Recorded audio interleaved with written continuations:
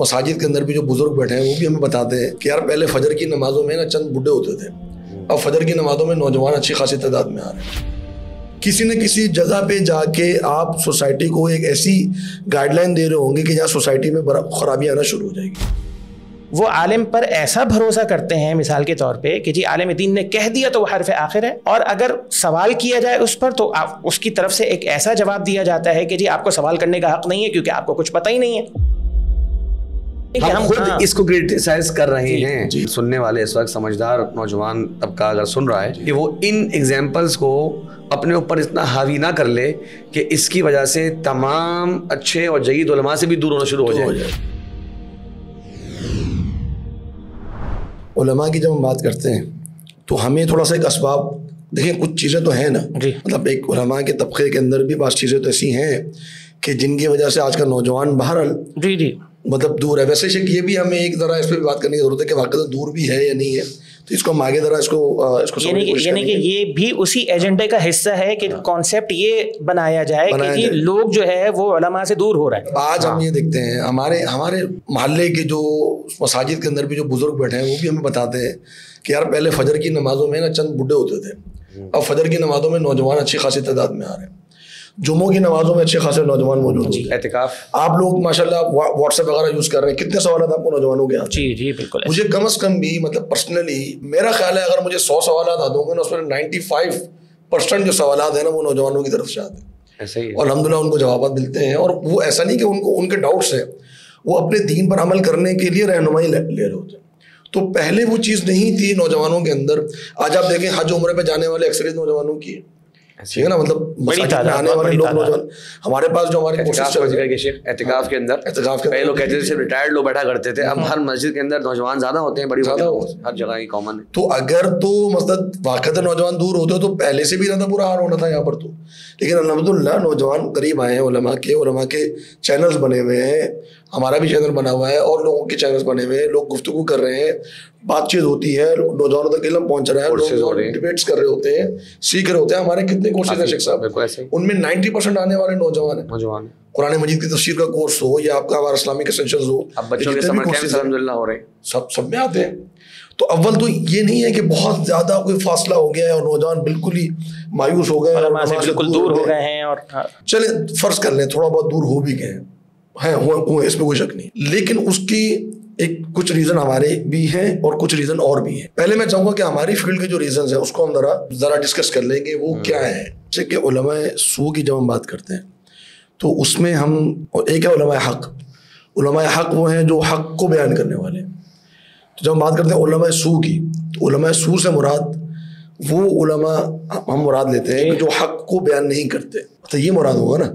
एक है उलमाए सू, एक है उलमाए हक। उलमाए हक वो हैं कि जो हक को बयान कर रहे हैं, उलमाए सू वो है जो हक को बयान नहीं कर रहे। उलमाए हक में हम जब हक किसको कहते हैं, हम हक कहते हैं कुरान और हदीस को।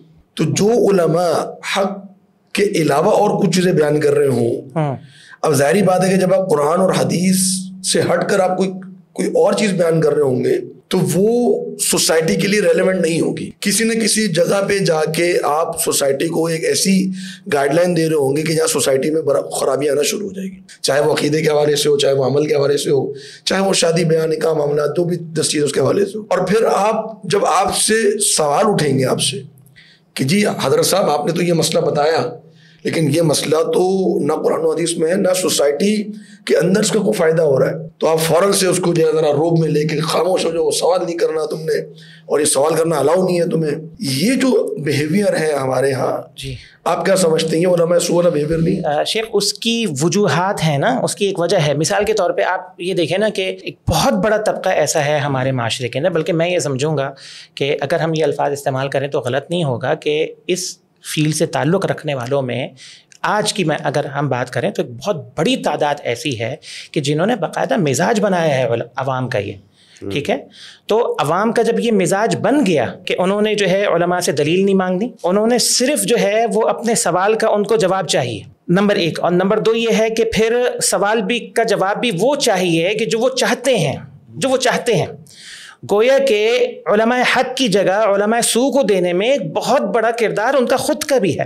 تو اس کے نتیجے میں ہوا کیا؟ اس کے نتیجے میں ایک ایسا طبقہ معاشرے کے اندر وجود میں آیا کہ جس کا علم نافع سے بھی تعلق نہیں تھا. انہوں نے قرآن و حدیث سے ہٹ کر بات کی. پھر وہ جو تقلیدی جمود ہے نا شیخ، اس کے اندر جو کمی تھی وہ اس کمی کو پورا کر دی کہ جی لوگ جو ہے وہ دلیل تو مانگتے نہیں ہیں، وہ عالم پر ایسا بھروسہ کرتے ہیں مثال کے طور پہ کہ جی عالم دین نے کہہ دیا تو وہ حرف آخر ہے، اور اگر سوال کیا جائے اس پر تو اس کی طرف سے ایک ایسا جواب دیا جاتا ہے کہ جی آپ کو سوال کرنے کا حق نہیں ہے کیونکہ آپ کو کچھ پتہ ہی نہیں ہے.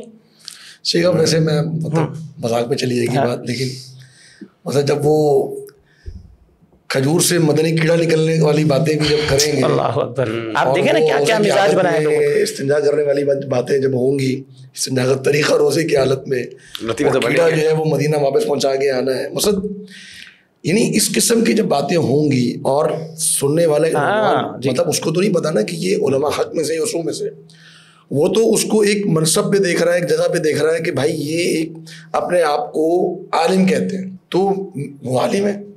اب وہ عجیب و غریب، اب مطلب ایسی بھی میں نے چیزیں سنی کہ جی مطلب وہ نا وہ بچوں کو پڑھایا جا رہا ہے کہ نہیں سورج رکا ہوا ہے اور چاند مطلب سورج جو ہے وہ آ رہا ہے جا رہا ہے اور زمین رکی ہوئی ہے، اور یہ ہمارے حضرت صاحب بیان کر کے گئے. بزرگوں کو خانہ کعبہ جانے کی ضرورت نہیں ہے، کعبہ خود ان کے پاس آتا ہے، اور پھر وہ اس طرح کی جب باتیں اور مزاج بنا دیا گیا لوگوں کا کہ ہم بھی جیسے یہ باتیں بیان کر رہے ہیں جبکہ ہم اس فیلڈ کے لوگ ہیں مثال کے طور پہ، تو یعنی اس طبقے سے جڑے ہوئے لوگ ہیں، مطلب وہ یہ سمجھیں کہ ہم خود اس کو کرٹیسائز کر رہے ہیں. تو ہماری دعوت یہ ہے جو ہمیں سننے والے اس وقت سمجھدار نوجوان طبقہ اگر سن رہا ہے کہ وہ ان ایگزامپلس کو اپنے اوپر اتنا حاوی نہ کر لے کہ اس کی وجہ سے تمام اچھے اور جید علماء سے بھی دور ہونا شروع ہو جائے کہ بھائی کچھ علماء دیکھو یہ باتیں کر رہے ہیں، بلکہ آپ خود جان لیں کہ ہم بھی آپ کے ساتھ شامل ہیں ان مثالوں کو غلط ثابت کرنے میں. اب آپ کو بتانا چاہ رہے ہیں کہ بھائی اس سے آگے چلیے. میں کہہ رہا ہوں یہ بات ہو جائے کہ جیسے ابھی ہم نے ایک توجہ دلائی نا کہ جی ایک بہت علماء سو کا تو یہ کردار ہے، اور علماء سو ایسے ہیں مثال کے طور پہ جو اپنے مثال کے طور پہ خاص مسلک کے دائرے سے باہر نہیں نکل رہے، ٹھیک ہے.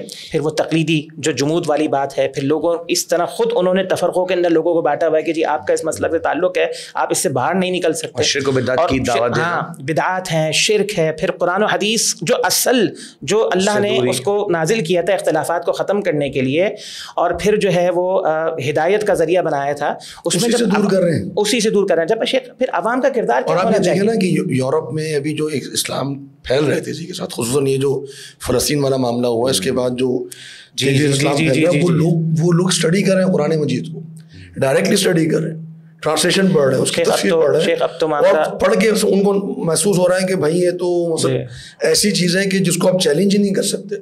یہ ایسی چیز ہے کہ جو مطلب انسان کی نگاہ سے اتر کے دل میں پہنچ جاتی سیدھی، مطلب وہ اس کو چیلنج کر ہی نہیں پاتے. وہ اتنا پڑھا لکھا آدمی، اتنا پڑھا لکھا آدمی جو ڈاکٹر میڈیکل کا یونیورسٹی کا اسٹوڈنٹس ہیں یا انجینئرنگ کے سافٹ ویئر انجینئرنگ کے اسٹوڈنٹس ہیں، وہ پڑھ کے حیران ہو رہے ہیں کہ اتنے سادہ انداز میں اتنے بڑی ریالٹیز اللہ رب العالمین نے حقائق قرآن مجید کے اندر بیان کر دیں کہ سیدھا انسان کے دماغ میں جا کے ہٹ کرتے ہیں.